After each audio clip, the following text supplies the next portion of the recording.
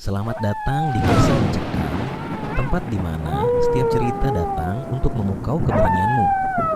Di sini, kita akan menyelami kisah-kisah horor yang tak hanya menakutkan, tapi juga penuh misteri dan keanehan yang sulit dijelaskan. Siapkan dirimu, matikan lampu, dan dengarkan dengan penuh perhatian. Karena kegelapan yang akan kita masuki tak pernah sama seperti yang kamu bayangkan. Jangan lupa, jika kamu suka dengan cerita yang membuat jantung berdebar dan bulu kuduk merinding, tekan tombol berlangganan dan ikuti perjalanan horormu bersama kami. Terima kasih.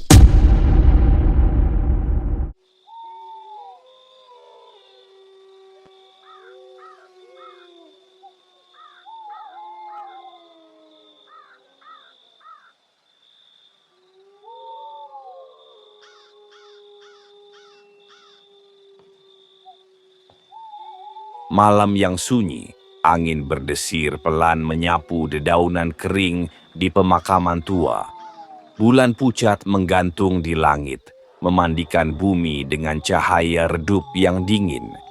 Di antara nisan-nisan tua yang berlumut, ada satu kuburan yang tampak berbeda. Tanahnya masih basah, seolah baru saja digali. Atau mungkin, baru saja bergerak. Malam itu, seorang pria bernama Andi nekat melintasi jalan pintas yang membelah kuburan itu. Katanya, kalau lewat situ, jarak jadi lebih singkat. Tapi orang-orang desa sudah sering memperingatkan, jangan pernah lewat sana kalau malam, apalagi sendirian. Andi tertawa waktu itu.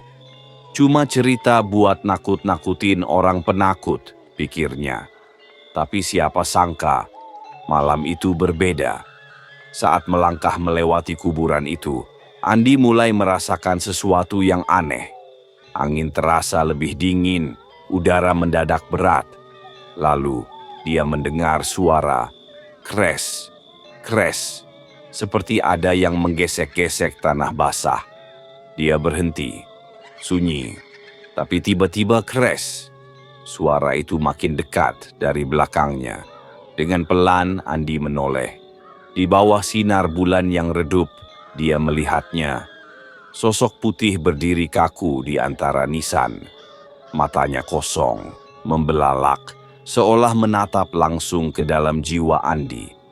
Tubuhnya terbungkus kain kafan yang kusam, tapi ada sesuatu yang aneh. Tali pocong di atas kepalanya masih terikat. Itu berarti tali itu belum dilepas saat dia dikuburkan. Dan menurut kepercayaan orang-orang tua, jika tali pocong tak dilepas, rohnya tak bisa pergi, terjebak antara dunia hidup dan mati. Andi membeku. Napasnya tercekat saat pocong itu mulai melompat perlahan, mendekatinya. Setiap lompatan disertai suara aneh, seperti kain basah yang digesekkan di tanah. Duk, duk, duk. Jantung Andi berdegup kencang. Dia mencoba lari, tapi kakinya terasa berat, seperti ada yang menahan. Tiba-tiba, pocong itu sudah ada di depannya. Bau tanah basah dan anyir kematian memenuhi udara. Tanpa suara, pocong itu menunduk perlahan, seolah ingin membisikkan sesuatu. Lalu, terdengar bisikan serak, nyaris tak terdengar. Lepaskan taliku. Dan seketika, semuanya gelap. Keesokan paginya, orang-orang desa menemukan Andi tergeletak di dekat makam itu. Matanya kosong, menatap langit tanpa berkedip. Di tangannya ada tali putih yang basah oleh tanah. Konon katanya, sampai hari ini, jika kamu berjalan melewati kuburan itu saat malam, kamu bisa mendengar suara bisikan lirih memanggil, "Lepaskan taliku." Malam kembali turun, lebih gelap dari biasanya. Angin berhembus pelan, tapi membawa hawa dingin yang menusuk hingga ke tulang. Setelah kejadian itu, desas-desus mulai menyebar di desa. Orang-orang bilang, arwah pocong yang belum tenang itu mulai mencari siapa saja yang berani mendekati makamnya. Beberapa hari setelah Andi ditemukan, seorang pemuda lain bernama Rio, teman dekat Andi, merasa ada yang aneh. Andi belum sadarkan diri, hanya terbaring di ranjang dengan tatapan kosong. Kadang, di tengah malam, Andi terdengar berbisik pelan. Dia belum pergi, dia di sini, talinya masih terikat. Rio merasa bersalah. Malam itu dengan nekat, dia memutuskan mencari tahu kebenarannya. Aku harus ke makam itu. Mungkin kalau talinya dilepas, semuanya akan berakhir, pikirnya. Tepat tengah malam dengan senter di tangan dan jantung yang berdegup kencang, Rio melangkah menuju pemakaman. Suara burung hantu terdengar dari kejauhan, dan udara di sekitarnya tiba-tiba menjadi berat, seolah-olah malam itu tidak menginginkan kehadirannya di sana. Setibanya di makam Andi, tempat segalanya, bermula Rio mulai menggali perlahan. Tanah terasa dingin dan lembab, seperti baru dikubur kemarin. Tiba-tiba, saat cangkulnya menyentuh sesuatu yang keras, cerak, sebuah suara aneh menggema di telinganya. Dia melihatnya. Kain kafan itu masih terikat rapat, tapi ada yang berbeda. Wajah pocong itu tampak seperti tersenyum, tapi bukan senyuman ramah ini, senyum tipis, penuh dendam, seolah mengatakan, "Kamu sudah datang." Akhirnya, tiba-tiba angin berhenti. Keheningan menelan seluruh malam. Rio mencoba melepas tali itu dengan tangan gemetar. Tapi saat tangannya menyentuh kain kafan, "Lepaskan!" Suara berat, serak, menggema dari segala arah. Rio terhuyung, senter jatuh, mati seketika. Dalam kegelapan, dia mendengar suara lompat-lompat yang berat, mendekat dengan perlahan. Dag, dag, dag. Lalu, dia merasakan hembusan napas di belakang lehernya, dingin. Bau anyir kematian memenuhi udara. Dia tak bisa bergerak. Tiba-tiba, tangan yang dingin, kaku, dan kasar meraih bahunya dari belakang. "Kalau kau sudah memulai, harus selesai." Rio berbalik dengan gemetar, dan tepat di hadapannya, pocong itu berdiri. Mata kosongnya memancarkan kehampaan yang dalam, dan tali itu masih terikat erat, seolah meminta dilepaskan. Dengan segenap keberanian yang tersisa, Rio meraih tali itu dan mulai menariknya. Tapi saat simpulnya terlepas, teriakan melengking memecah malam, mengguncang seluruh pemakaman. Cahaya bulan tiba-tiba terasa lebih terang, dan pocong itu perlahan menghilang, meninggalkan bau tanah basah yang menusuk. Rio terjatuh, napasnya terengah-engah, tapi saat dia pikir semuanya sudah berakhir, terdengar bisikan pelan di telinganya, dingin seperti es. "Terima kasih, tapi masih ada yang lain." Dan dari kegelapan, suara kres, kres, kembali terdengar. Bukan hanya satu, tapi banyak. Malam itu, Rio pulang dengan tubuh gemetar, tapi pikirannya penuh kebingungan. Dia berhasil melepas tali pocong itu. Seharusnya semuanya sudah berakhir, bukan? Tapi bisikan terakhir itu, masih ada yang lain. Beberapa hari kemudian, keadaan semakin memburuk. Orang-orang desa mulai melaporkan hal-hal aneh. Suara langkah lompat-lompat terdengar di luar jendela saat tengah malam. Pintu rumah diketuk perlahan, tapi saat dibuka, tidak ada siapa-siapa. Dan yang paling mengerikan, mereka yang berani keluar malam ditemukan terdiam. Matanya kosong, mulut terbuka seolah ingin berteriak, tapi tak ada suara yang keluar. Rio tahu ini belum selesai. Ada sesuatu yang lebih besar, lebih gelap dari yang dia bayangkan. Dia kembali menemui Andi. yang masih terbaring lemah di ranjangnya. Tiba-tiba Andi bergerak. Dengan suara parau yang berat, dia berbisik, "Itu bukan satu, mereka dikuburkan bersama rahasia lama. Jangan ke sumur tua itu, jangan." Rio langsung teringat di dekat pemakaman itu ada sumur tua yang sudah lama ditutup. Konon katanya, dulu sumur itu digunakan oleh dukun hitam untuk ritual terlarang. Orang-orang percaya ada sesuatu yang dikorbankan di sana, sesuatu yang tak pernah diizinkan untuk pergi. Malamnya, dengan keberanian yang nyaris putus, Rio kembali ke pemakaman menuju sumur tua itu. Angin berhenti seketika saat dia berdiri di depannya. Di sekelilingnya, udara menjadi lebih pekat, seperti ada yang mengawasi dari kegelapan. Dia menyalakan senter, menyorot ke dalam sumur. Lubangnya gelap, terlalu gelap, seolah cahaya pun ditelan olehnya. Lalu terdengar suara, "Kamu datang." Akhirnya, dari dalam sumur muncul suara seretan yang berat. Tiba-tiba, udara di sekitar Rio menjadi dingin membeku. Tangan-tangan pucat mulai merayap keluar dari dalam sumur, mencengkeram tepiannya. Satu persatu sosok pocong mulai muncul, tapi mereka tidak seperti yang sebelumnya. Mata mereka kosong, mulut ternganga lebar, seolah berteriak dalam kesunyian.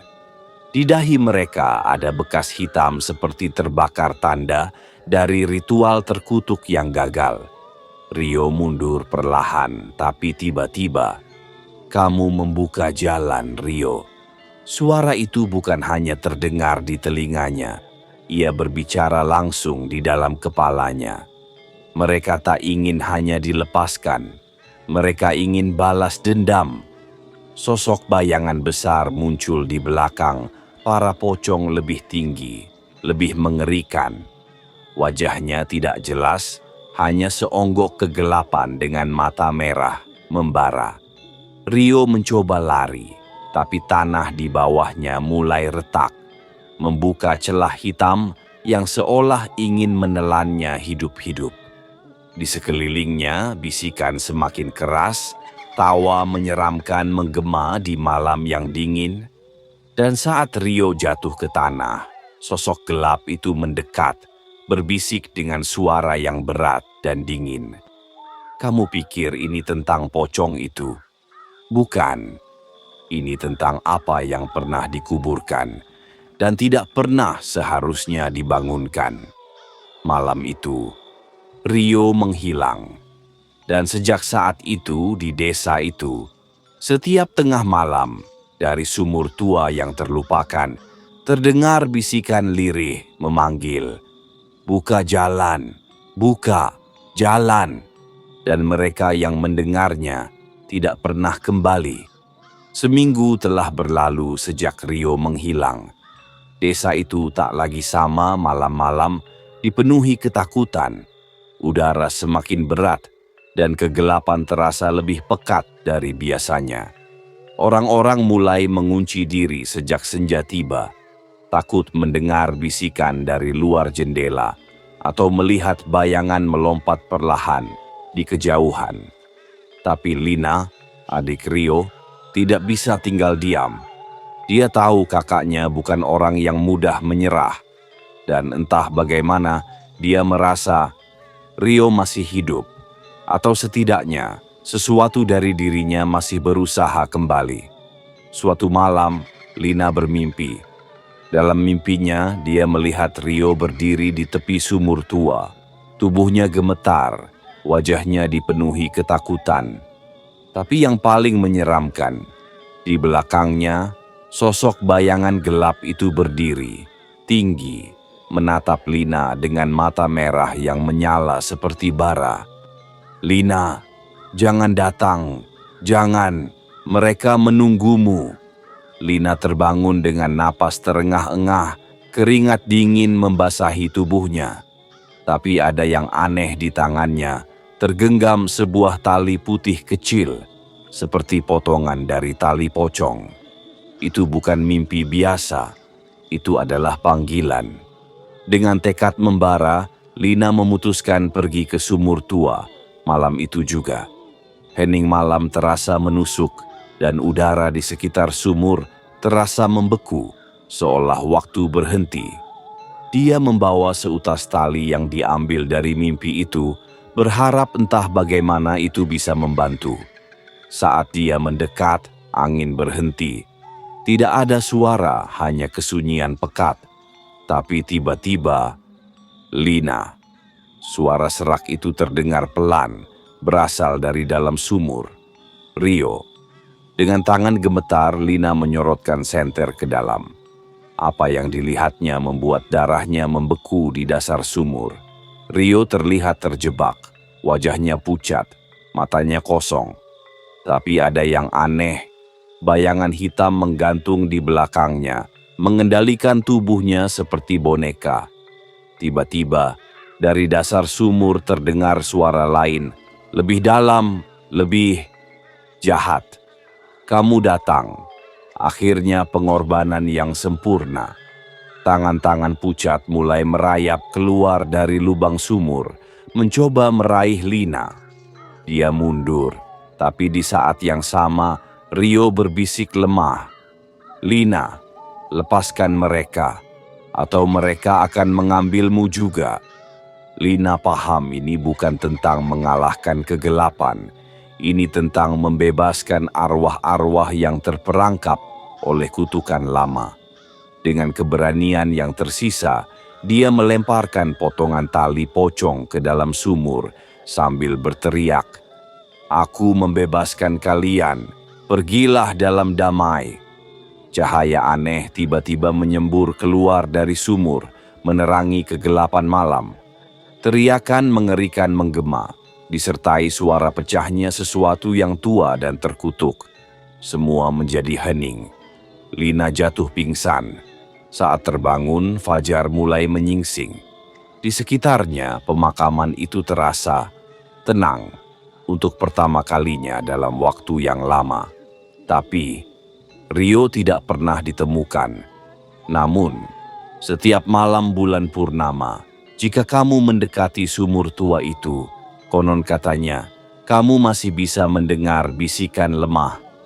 "Terima kasih, tapi aku masih di sini." Dan saat angin malam bertiup, ada kalanya kamu bisa merasakan seutas tali dingin yang menyentuh kulitmu. Beberapa bulan telah berlalu sejak kejadian mengerikan itu. Desa mulai kembali tenang, atau setidaknya begitulah yang mereka pikirkan. Sumur tua itu telah ditutup rapat oleh penduduk desa, disegel dengan mantra dan pagar besi, berharap segala kegelapan yang pernah terbangun di sana terkubur selamanya. Namun, bagi Lina, mimpi buruk itu belum berakhir. Setiap malam, dia terbangun dengan keringat dingin, mendengar bisikan samar memanggil dari kejauhan. "Lina, tolong, aku di sini." Itu suara Rio. Tapi yang paling mengerikan, setiap mimpi itu selalu berakhir dengan gambar yang sama mata merah, menyala menatap dari balik kegelapan. Lebih dekat setiap kali mimpi itu datang. Sampai suatu malam, mimpi itu berubah. Dalam kegelapan, Lina melihat Rio berdiri di tepi sumur. Tubuhnya kurus, matanya kosong. Tapi di belakangnya, sosok itu kembali muncul. Kali ini, lebih jelas. Tinggi, wajahnya tertutup bayangan. Tapi dari mulutnya mengalir darah hitam pekat. "Aku belum selesai, dan kamu akan membukakan jalan bagi kami." Lina terbangun dengan teriakan tertahan. Tapi saat itu, dia menyadari sesuatu yang membuat darahnya membeku. Di lantai kamarnya, tepat di depan tempat tidurnya, ada jejak lumpur basah. Dan potongan kecil tali pocong tergeletak di sana. Keesokan harinya, Lina mendatangi seorang dukun tua yang dikenal di desa, Mbah Suro. yang konon menguasai ilmu penangkal roh jahat. Saat mendengar kisah Lina, wajah Mbah Suro menjadi pucat.